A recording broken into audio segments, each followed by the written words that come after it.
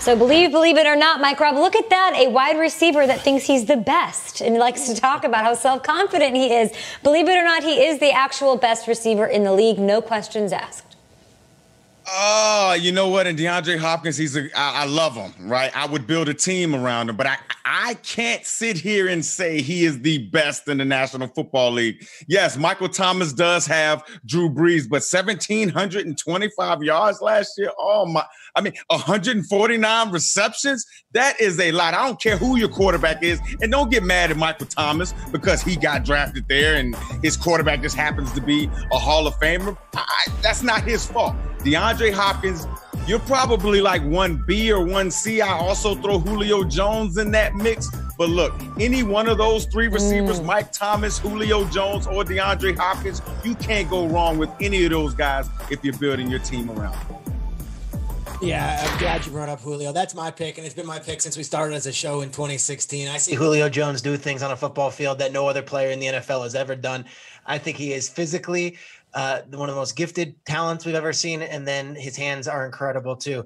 I love this. This is the stuff that really gets us going in the offseason. And a typical Monday morning, we would have started the show with this conversation, and we would have had a blast with it. But I'll just say, I believe that Julio Jones is the top wide receiver in the NFL, and both Michael Thomas and DeAndre Hopkins, who are excellent receivers, they're 2A and 2B. Julio's number one for me. Look, I'm going to take DeAndre Hopkins. All right. If the game is on a line and I need a third down conversion, there isn't another receiver in the league that I would take over DeAndre Hopkins. I think he's got the best hands in the league. I think physically, when you look at him, he is an avatar for wide receivers. He is what you would build in the Frankenstein laboratory if you were trying to build the prototype wide receiver.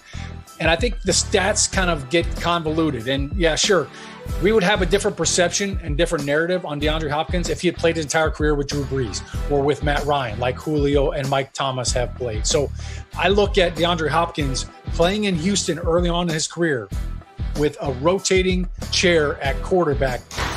It's damaged his reputation in this conversation. Because everybody looks at stats these days. Everybody looks at what are the numbers, where are you at? And I think if he had one of those quarterbacks, we would have a totally different conversation. I think the other thing that has hurt him is that Houston, they have been one and done in the playoffs. When he got to the postseason, when they got in the prime time, everybody seemed to wet the bed. And DeAndre Hopkins has had to deal with some of that stuff. So now he's in a different area, but I'm taking D. Hopkins all day long. O'Hara, if you're looking at the stats, it's got to be can't guard Mike. Are you kidding me? 33 more catches, over 300 yards than anybody else. And you're talking about a rotating door of quarterbacks. Did you forget Drew Brees missed 5 games last year at different times? Can't guard Mike, thank you, M-Rob. Had 3 different quarterbacks throwing him the ball while he caught all of those passes. I'm just saying. That's to be my favorite quote of 2020. I've been around way worse guys than him, says Zimmer in regards to Stefon Diggs. Here's the believe it or not. The Vikings will miss Stefon Diggs in 2020. Believe it. And I think you even hear it in Mike Zimmer's voice. It's like, I didn't want to get rid of him, but we had salary cap and Justin Jefferson was going to be there in the draft. We knew we can get a wide receiver. They made the move. They also got 4 draft picks for him. So it was time for both sides to part here, but they're going to miss his veteran presence. And you might roll your eyes and say, yeah, but he was the one belly aching on the sideline.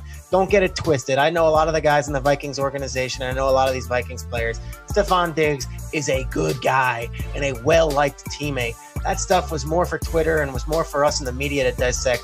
In that building right there, Stefon Diggs was very well liked. They just had to make a move. They got a lot for him.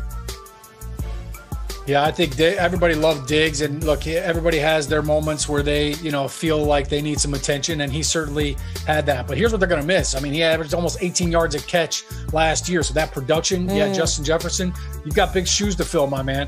But when you look at this offense, I go back to the playoff games last year. Stefon Diggs had 4 catches in 2 games. So in some of the biggest games of the year, they couldn't find a way to get him the ball and get him involved. So I think for Justin Jefferson, maybe he can add to that and maybe he can bring something to the table that they just couldn't seem to get done with Stefon Diggs. But no doubt, I mean, that trade was something that Mike Zimmer, there was no way they were walking away from that given all that capital.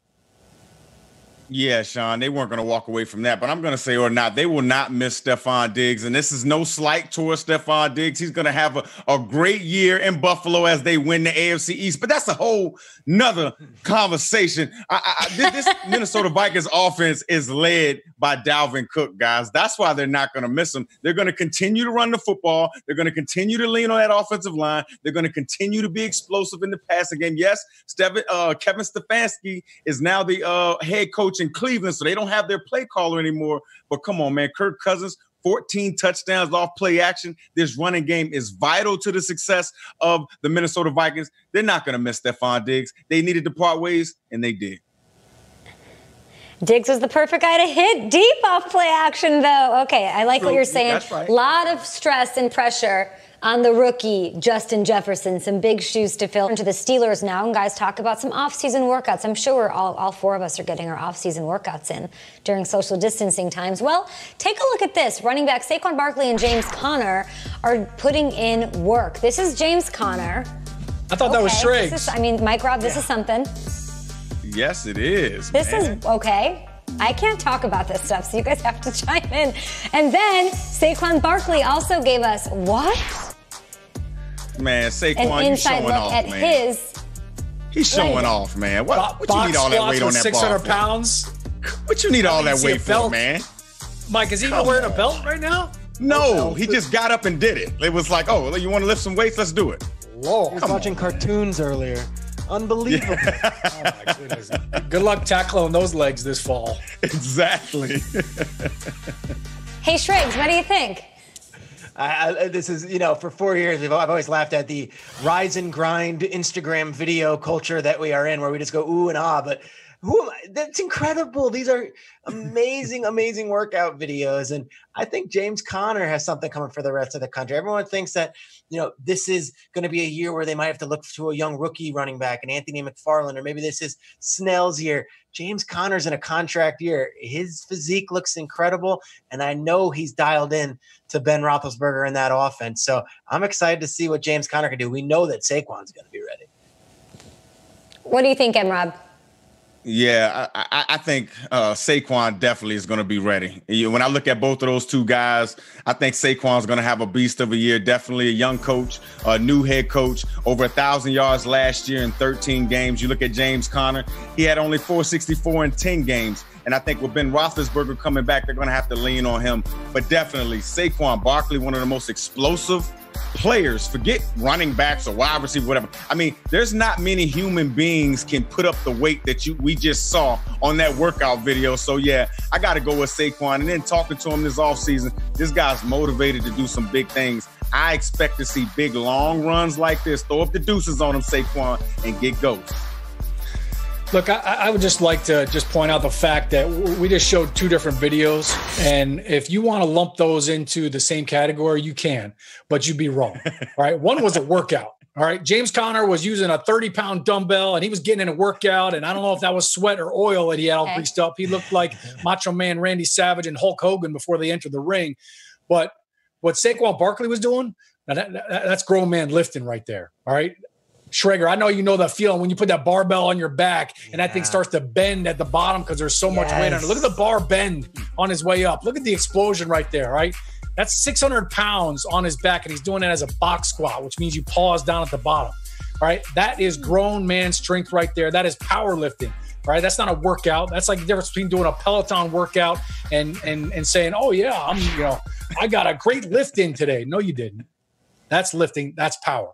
Saquon Barkley is going to have a monster year, not just because the Giants upgraded their offensive line with their 4th overall pick in Andrew Thomas, but I think Jason Garrett, the effect he's going to have on that offense, along with Joe Judge's accountability factor, this is going to be a totally different offense. You're not going to see Saquon Barkley dodging unblocked defenders 5 yards into the backfield week in and week out. This offense will be more physical, it will be more accountable, and it will be led by Saquads. Saquon's. Nice. Shregs, I'm really doing those like 1.5 pound wrist weights. I've got like the 2 pound ankle weights that I use. What are you doing for workouts? Know him well. Hey, the Jane Fonda workout. There's no shame in getting it in. I don't know what Sean is. Sean, don't work out shame, okay? Some of us need to go to the Jack LaLanne method and not do the 600-pound squat. I'm not shaming anybody. I got my butt kicked by Barry's boot camp with my wife the other day, right? And it was a 10-pound dumbbell. Though that's a good workout, but it's not lifting. Which second-year player is going to make the biggest jump in 2020? Sean, why don't you take the first shot at this? And then, Mike, you get the second. 90 seconds. We're already going. Let's rock. All right. Well, technically, we're talking about second-year players, so you're still a rookie until you've got 3 games in year 2 under your belt. But I'm going to go with Marquise Brown, wide receiver, a.k.a. Hollywood for the Baltimore Ravens. When you look back at last year, this Baltimore Ravens offense broke records running the football, right? We've heard them talk about how they're going to throw the football more this year. Well, look, Marquise Brown, he burst onto the scene. He had a monster game in week 1, but then he kind of battled some foot injuries and ankle injuries. He was kind of hobbled. I went back and looked at his stats. He had 584 yards receiving on 46 catches. I felt like his impact was so much bigger than that. So I think statistically, I think he's a 1,000-yard receiver this year. We already know Lamar Jackson's been working on the deep ball. They're going to try to get bigger chunk plays out of this guy. He had 7 touchdowns last year. He also missed 2 games. So I think Marquise Brown, everything's pointing up right here. I think he's poised for a huge, huge season. Sean, really? The number 1 rushing offense in the National Football League, and you're going to pick a receiver as a breakout? One of their receivers as a breakout second-year player? Come on, Sean, what's in your coffee this morning? It got to be Deebo Samuels. You got to zig when you zag. Now, look, it's got to be Deebo Samuels. Now, he plays for a team that rushes the ball a lot, too. So I'm not, I have to say that there as well. But Deebo Samuels hurts you in so many different ways. He runs the ball. He had over 200 yards rushing, and this guy catches the ball out of the backfield. And when he gets the ball right, he is a hard tackle. So I got to go with Deebo Samuels, man. Both of those guys were awesome as rookies. Deebo had a huge playoffs. Don't forget, Marquise Brown, also a huge playoffs. Cannot wait to see them in year 2. No wrong answer there. The offseason has allowed a lot of teams to improve weaker parts of their team from last year. So I'm going to ask you, and Mike, you can start off here so you can eat as much clock as you want, as Sean ate most of your time there. Which position group made the greatest upgrade in the entire NFL this past few months? Mike Robinson, you're up. Now, guys, this isn't a straight position group, but this is a front 7. And I have to go with the Baltimore Ravens. Sean, you talked about Baltimore in the last segment. Baltimore Ravens defensive front. How can the third ranked scoring defense from a year ago, only gave up 17 points a game, got better? How you let that team get Calais Campbell? Come on, man. How do you let Derek Wolfe get on this defensive front? How do you let these guys draft Patrick Queen out of LA? How do you let them get this many front 7 players to continue to attack opposing offenses? This team last year only allowed 93 rushing yards. When you take care of the line of scrimmage, you know you're going to win a lot of games. And this same defense that did all of that last year just got better with veteran leadership and got depth in the draft. So I have to go with the Ravens front 7. Yeah, Mike Robin. They franchise tagged Matt Judon too, so that's like an extra player in itself. I'm going to stay in that division because if you've got all those dogs up front and all those defensive players, somebody's got to block them. How about the Cleveland Browns offensive line, right? In free agency, they went and got the best free agent tackle out there, and Jack Conklin signed him to a big deal to lock up the right tackle position.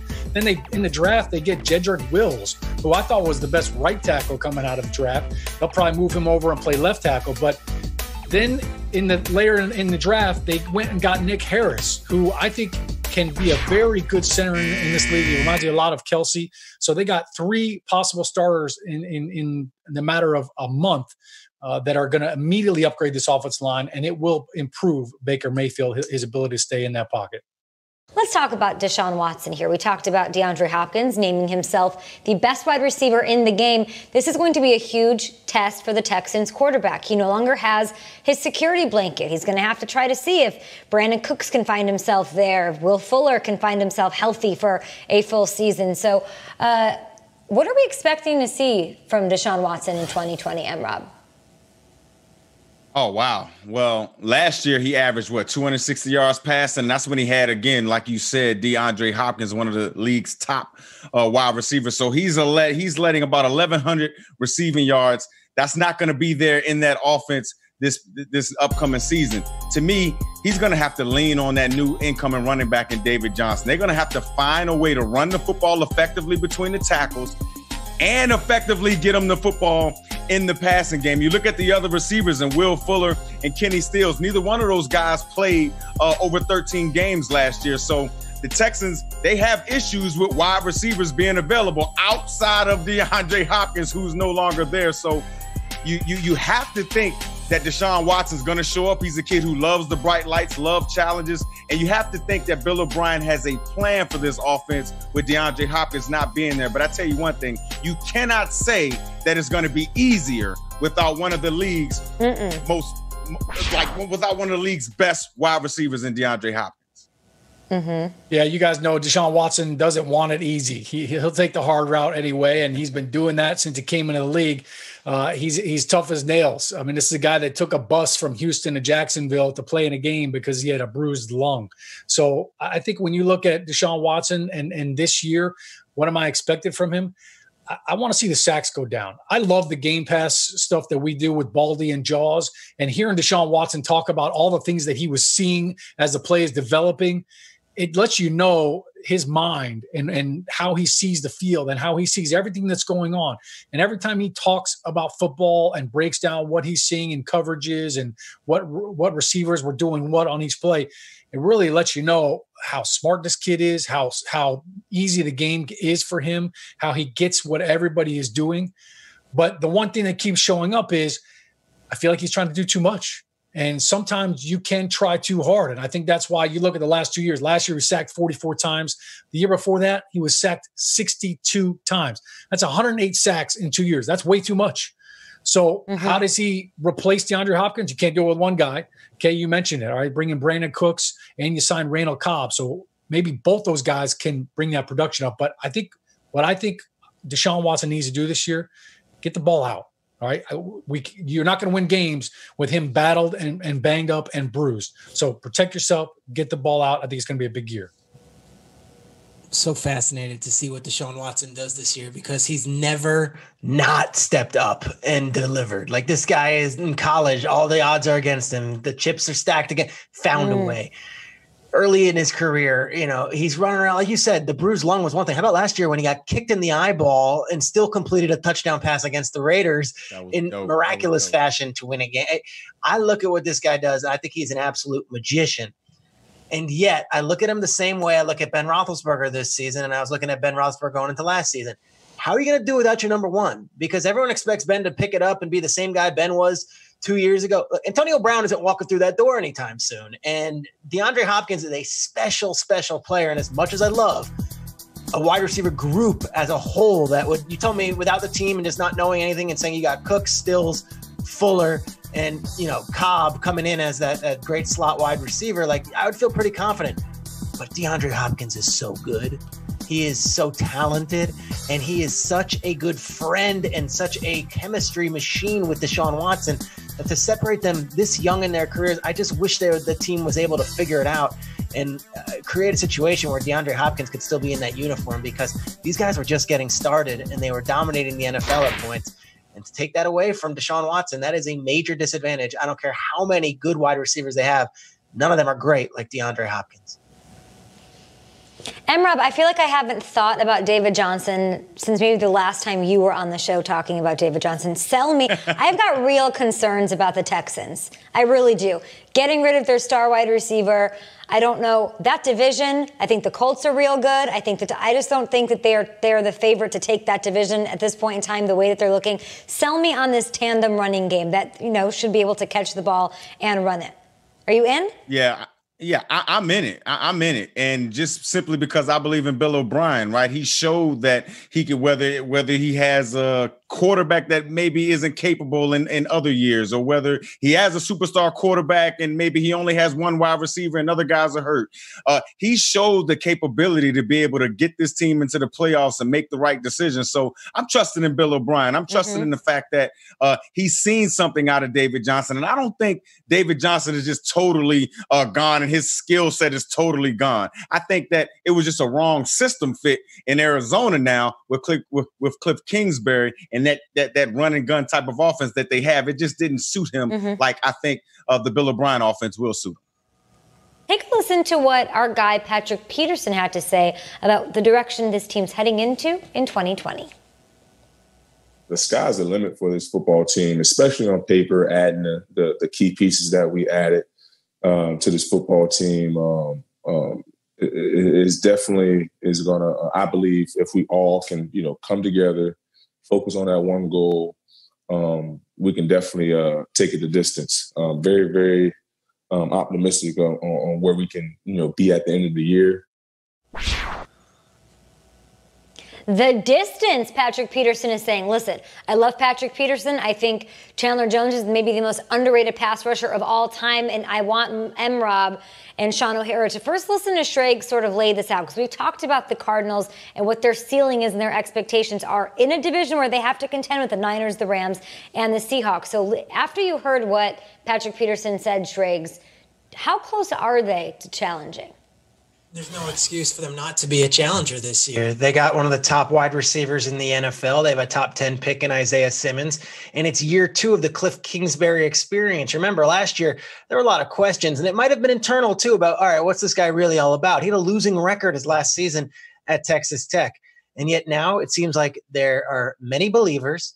They have great talent on the field. When you look at Patrick Peterson and Larry Fitzgerald, you're talking 2 potential Hall of Famers. You add in Chandler Jones and DeAndre Hopkins, you're not that far off with those 2 either. And you also have a young quarterback and a young running back and Kenyon Drake and, of course, Kyler Murray.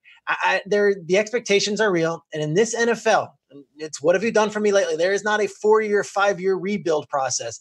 No, it's year 2.